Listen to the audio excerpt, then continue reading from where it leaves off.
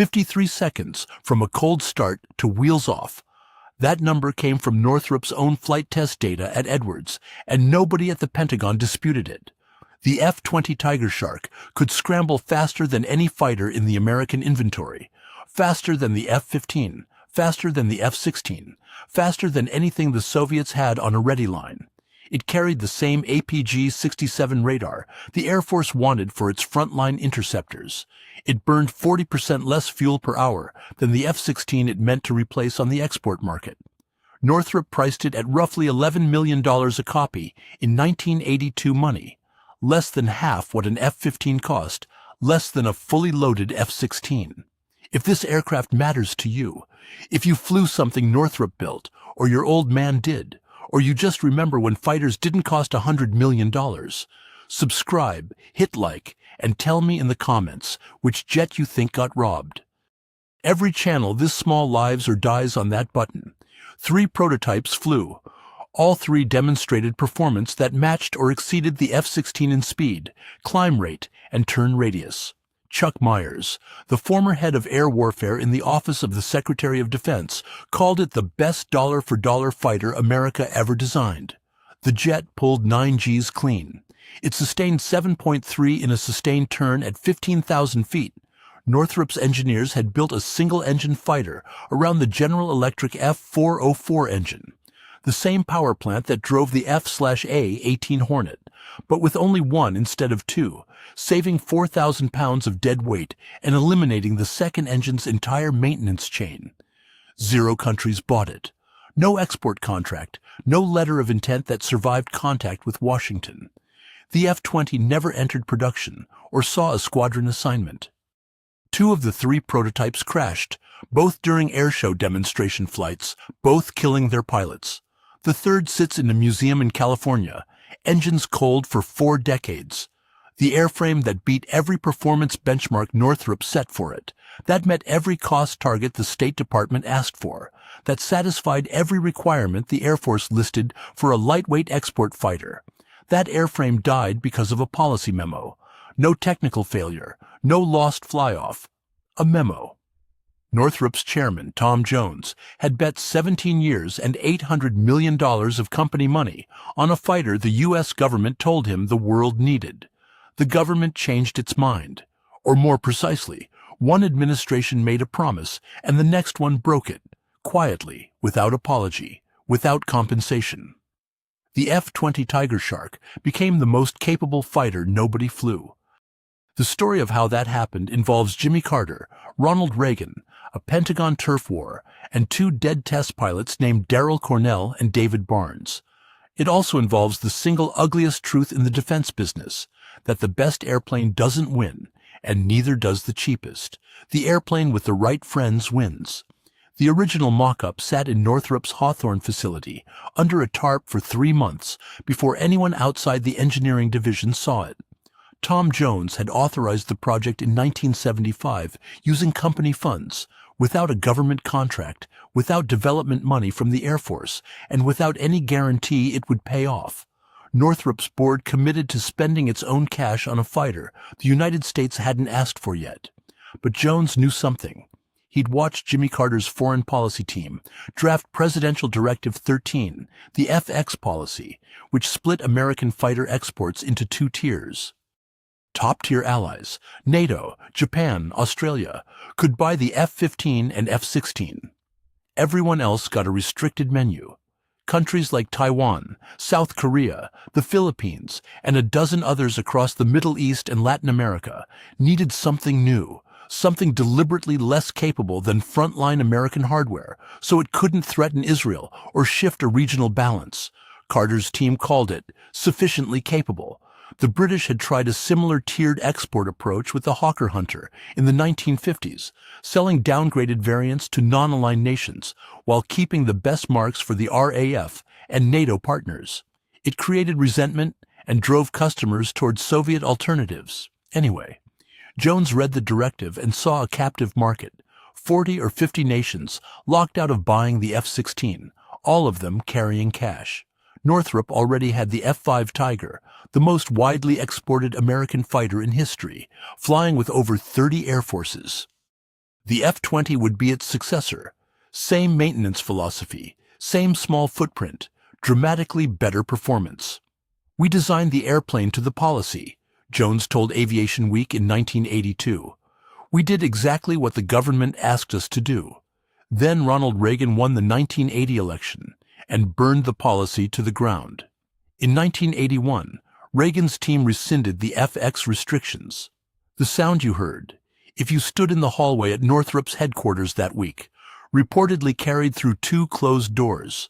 Every country on the restricted list could now buy the F-16 directly from General Dynamics. The captive market evaporated overnight. Northrop's $800 million bet suddenly competed head-to-head against the most successful fighter program in NATO history, backed by full U.S. government foreign military sales financing and a production line already running at capacity in Fort Worth. The F-20 didn't get worse. The rules got different. The F-20 didn't kill those pilots. Gravity did. On October 10, 1984, Darrell Cornell took the first prototype up over Suwon Air Base in South Korea for a demonstration flight in front of Korean military officials, potential customers, the kind Northrop desperately needed. Cornell had flown the Tigershark dozens of times. He knew the aircraft's envelope cold. At approximately 2:30 in the afternoon, he pushed into a high G pull-up from low altitude, sustained it, and never recovered. The jet hit the ground at over 400 knots. Cornell died on impact. The investigation pointed to G-induced loss of consciousness, GLOC.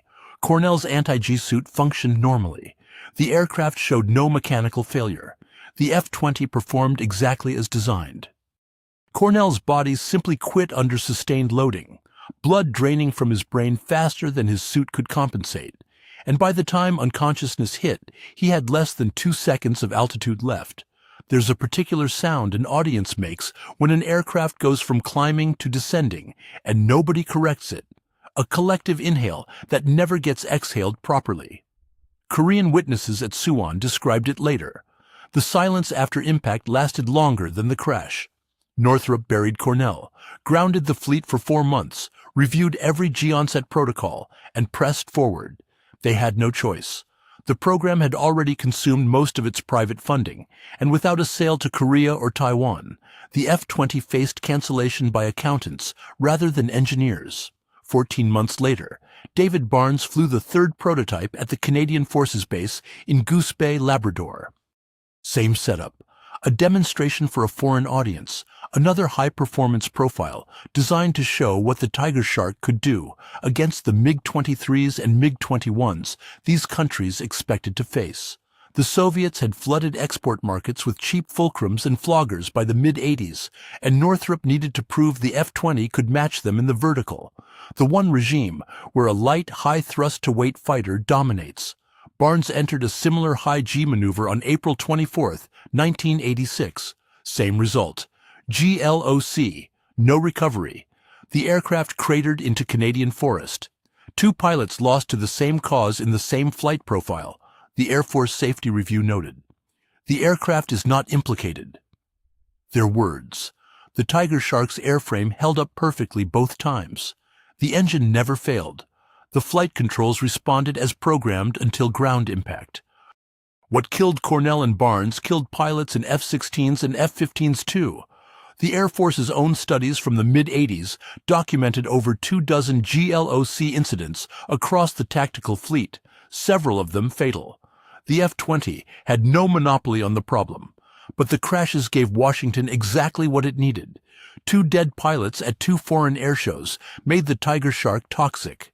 No foreign buyer wanted to stand at a podium and announce the purchase of a fighter that had just killed its demonstration pilots twice. The optics crushed whatever sales momentum remained after Reagan's policy reversal. Pentagon officials who'd already preferred the F-16 could now point to the crash record and shake their heads with practiced concern. The Swedish journalist Bertil Wennergren, who covered the fighter export market through the 80s, wrote that Goose Bay ended any realistic chance of an F-20 sale to a Western-aligned nation. Taiwan kept negotiating for another year. The State Department slow-walked the approval to avoid antagonizing Beijing, and by 1987, Taipei accepted the offer it had tried to avoid, a fleet of F-16s at twice the unit cost and 3 times the maintenance burden. Northrop shut down the F-20 line in 1986. The surviving prototype, Ship 2, went to the California Science Center in Los Angeles. It sits there now, landing gear down, parked between a space capsule and an interactive exhibit about weather. "We proved you could build a 9G fighter for half the price," Lee Began, Northrop's F-20 program manager, told an interviewer in 1988. The Air Force spent the next 30 years trying to figure out how to do what we already did. He wasn't wrong about the math. The F-20's cost per flight hour came in under $2,000 in 1982 figures. The F-16 ran closer to 3,500. Northrop's maintenance man-hours per sortie ratio sat at roughly half the Viper's, largely because the single-engine configuration eliminated an entire propulsion system's worth of inspections, spares, and scheduled teardowns. Every metric the Pentagon now uses to evaluate affordable tactical aviation. The F-20 hit those marks 4 decades ago. Tom Jones retired from Northrop in 1989. He never discussed the F-20 publicly after that. The $800 million in company funds, unrecoverable, no government reimbursement, no production run to amortize against, came straight off Northrop's balance sheet. The company survived because the B-2 stealth bomber program kept Hawthorne's doors open. Without the B-2 contract, the F-20's failure might have killed Northrop entirely. Lee Began moved to other programs within the company. So did most of the F-20 engineering team. Several ended up working the YF-23, Northrop's entry in the Advanced Tactical Fighter competition, another airplane that outperformed its rival in key metrics and lost anyway, this time to Lockheed's F-22. Northrop's engineers developed a habit of building superior aircraft for competitions they couldn't win. The families of Darrell Cornell and David Barnes received standard contractor death benefits. Cornell left a wife and 2 children in Lancaster, California. Barnes left a wife in Palmdale. The men had known the risks of low-altitude demonstration flying, and they flew the profiles Northrop asked them to fly, in an aircraft the Air Force certified as mechanically sound. In 2024, the Air Force issued requirements for a new low-cost tactical fighter under its next-generation air dominance family of systems, single-engine, reduced maintenance footprint, exportable to partner nations excluded from the F-35 program. The specification reads like a Northrop F-20 brochure with the dates scratched out. Begin. Asked about it by a reporter. Kept it short. We had the airplane, the price, the performance. What we didn't have was the timing.